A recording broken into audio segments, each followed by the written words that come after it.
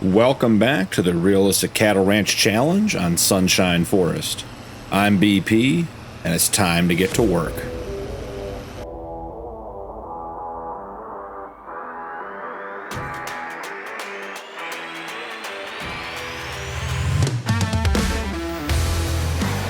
We are in April, guys. We skipped right over March. I fed the animals, I watered the animals, I put straw down, I shifted the animals, I bought more animals, I sorted the babies, I named the babies, and sold the roosters. So sort of our normal routine for when we don't have other projects, but there wasn't a lot to do, so I figured we'd get through March and get to April.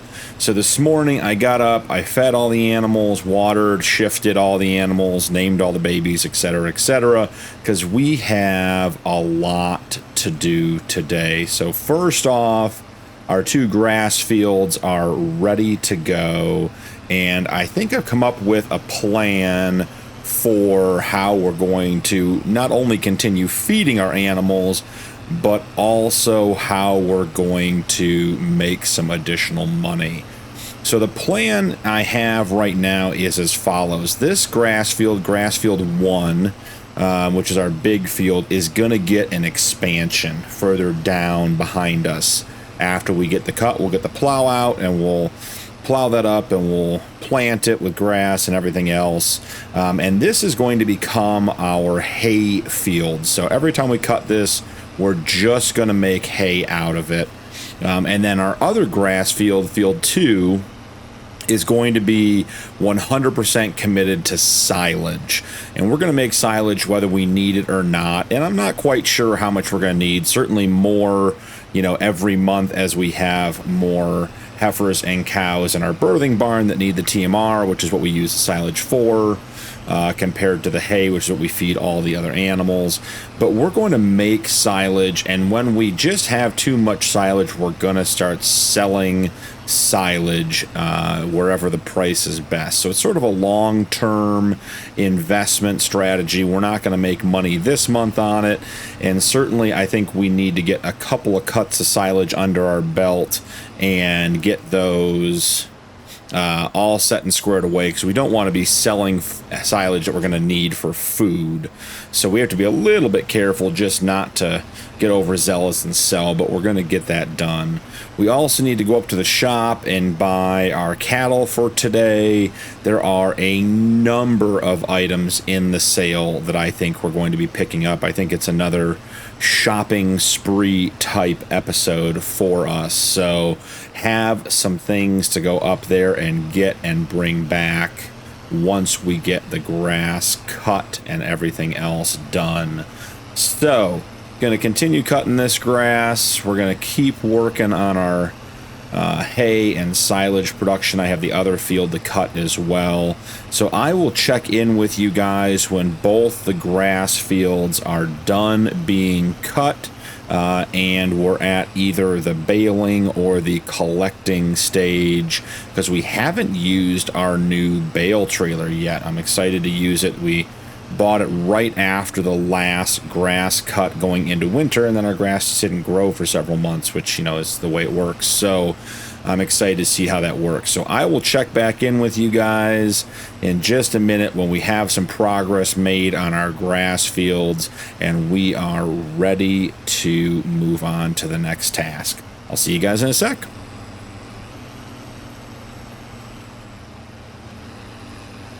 We have one little strip down here at the beginning that I missed pulling into the field, and our second grass field is cut as well. So let's just get this little bit of grass here on the edge right there. That's all we're looking for. We'll get folded up and go put this away. Now, the next stage of both tedding and windrowing and baling up this grass is gonna have to take a pause because we have some shopping to do. If we're going to be expanding this grass field and working with more and more grass, because we're going through I mean, I haven't really taken a hard count, guys, but I think we are going through between 5 and 8 hay bales a day, and on average 3 to 4 small silage bales, not the big ones, the small ones a day. So I want to make sure we have enough stuff. So first and foremost, we bought this guy. I paid extra for him compared to the other merger we had. I really like this one, but with the fields getting bigger, we are going to be buying a bigger windrower, and plus that's $67,000 tied up in that piece of equipment.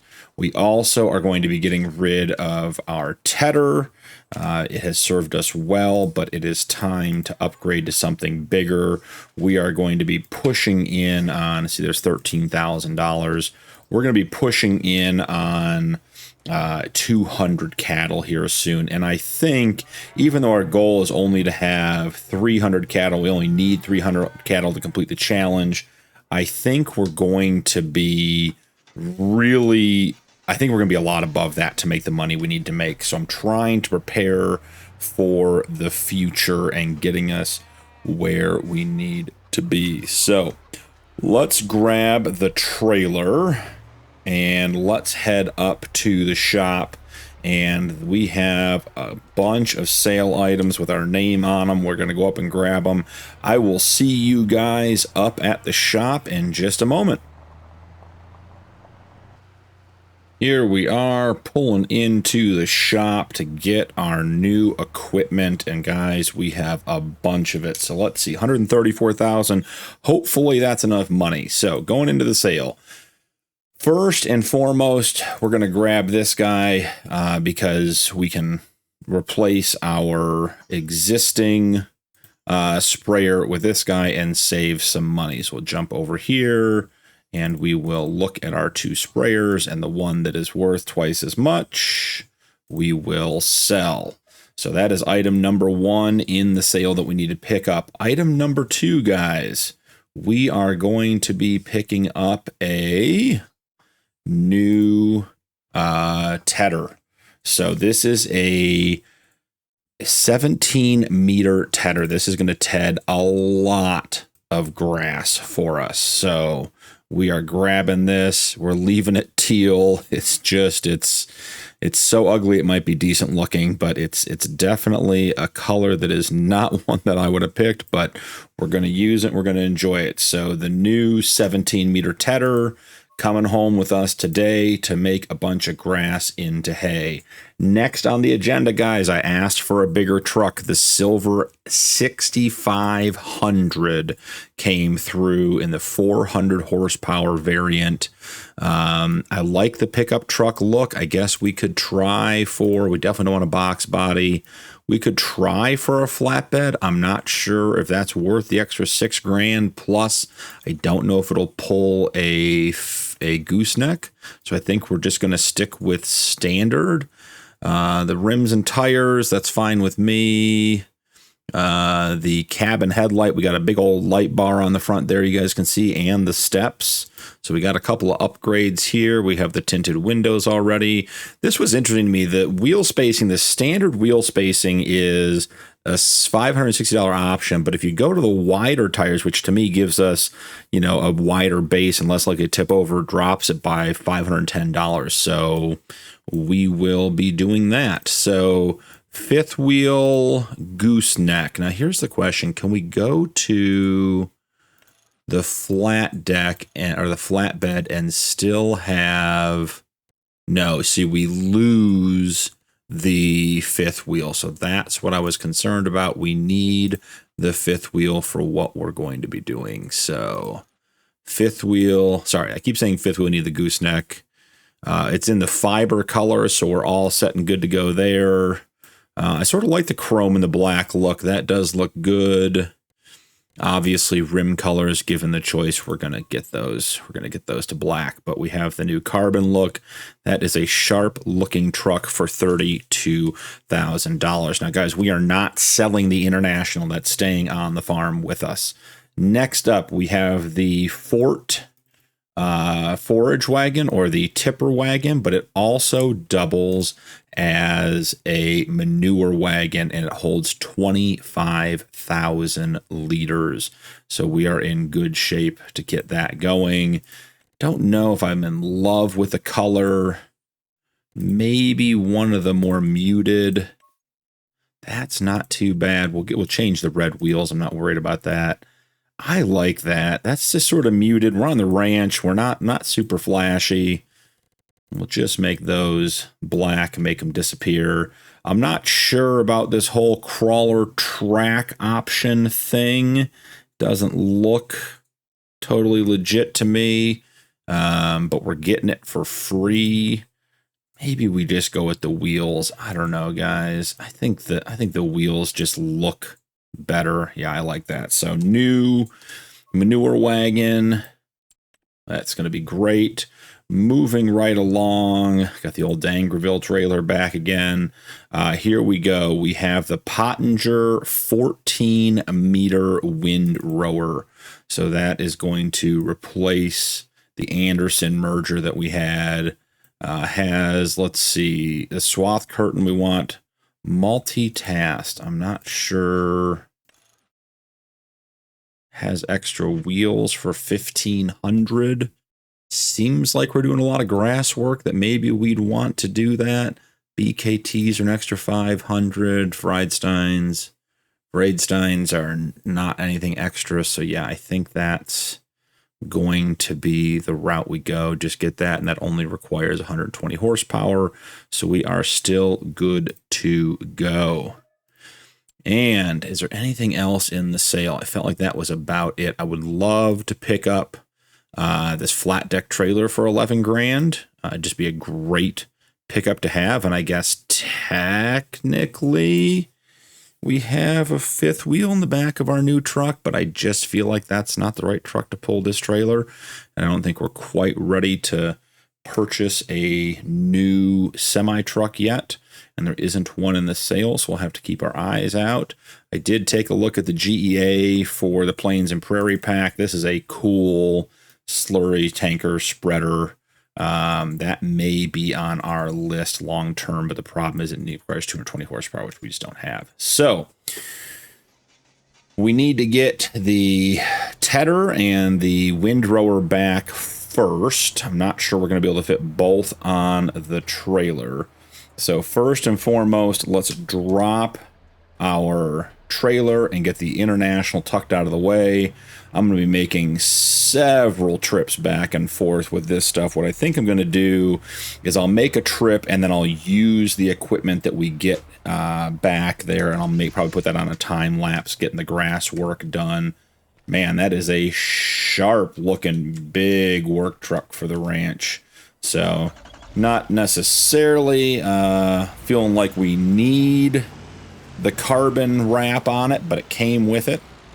But this is a nice big dually upgrade compared to what we had with the International, which is probably going to be our full-time cattle hauling truck and our full-time bale truck. Let's see if we can get the old... Oh, wrong button there. Switched over. Can we get the tailgate up? Yeah, there's a little bit of clipping. I guess we leave the tailgate down. That's what happens when you got a truck that's that tall. Okay, so the ramps are down, which we may or may not need. First item of business is going to be getting the tedder on. And I'm not sure we're going to be able to put the... And can we just get the straps on? Yes, we can. The strapped forklift, guys, or the pallet fork, I'm telling you, is the way to go. So let's go ahead and get the tedder put on here. Gotta turn slow. This thing is going to be very tippy. That's a heavy load for us. Okay, can we get up on there just a little bit?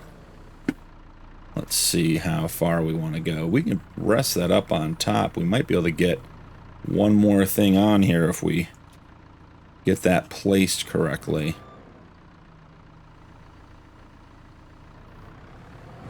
Oh, we're going to be hooked on the wheels. Okay, we'll take it. It's all right. And then I think maybe we grab the trailer. Let's get the forks out of the ground here, not pay attention to what I'm doing here, guys. Let's go here. Let's get turn. Oh, let's not detach. We already did that. Turn it on. Bring up the ramps. Throw the straps on the trailer. Let's get the ramp up. Just got to get the tailgate down for hauling. Okay, so we are good to go there. And can we get our new manure spreading trailer pushed on here on the back enough? We'll obviously need the windrower before we can get the bales done, but we can make a second trip with that. So let's see. And get the straps on that. Yeah, we are at the load limit for the telehandler here, but it is getting the job done. We'll swing through here, and we just got to watch and see. Okay, so we're lined up. When we bring it down, oh, that fits like a glove, guys. That is exactly the right size for what we had left on the trailer. All right, so we have the sprayer and the windrower left for a second trip, but we got some big equipment to help out on the farm. I will check in on you guys when we have all this stuff back at the ranch. I'll probably go ahead and get the tedding done on a time lapse, come back here, grab the windrower, do the windrowing on a time lapse, and bring you guys back in for the baling. So I'll see you guys shortly.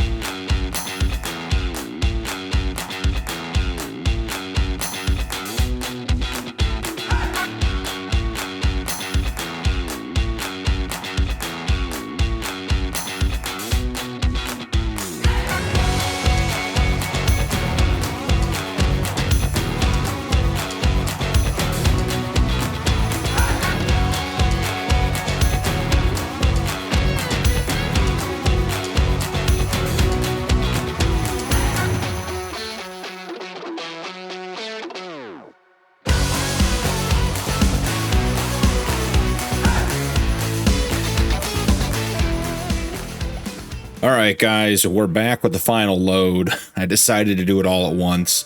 I did change the truck and the trailer from a regular bed to a flatbed on the truck and from a gooseneck to a bumper pull on the trailer. I didn't like the clipping. The gooseneck was hitting the bed. It just didn't look good. So we'll get more use out of the flat deck anyways. So let's go ahead and get everything unstrapped and unloaded. And we will throw the new Pottinger into some windrowing, and we'll put that on a time lapse for you guys. So I'll see you when we're done with the windrower.